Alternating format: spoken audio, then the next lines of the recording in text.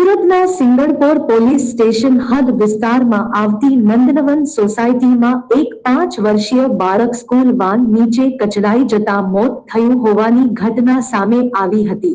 આ ઘટનામાં પોલીસ દ્વારા તાત્કાલિક અસરથી ગુનો દાખલ કરી સ્કૂલ વાહન ચાલકની ધરપકડ કરવામાં આવી છે। સર, સિંગણપુરમાં કંઈક ઘટના બની હતી, વાહન ચાલકે બાળકને અડફેટે લીધું હતું, શું વિગત છે? ગઈકાલે સિંગણપુર પોલીસ સ્ટેશનમાં એક ફેટલ એક્સિડન્ટનો ગુનો રજીસ્ટર થયેલ છે, જેમાં ફરિયાદી પારસભાઈ નારીગરાના 5 વર્ષના દીકરા શ્લોકનું વાહન અકસ્માતમાં મૃત્યુ થયું છે।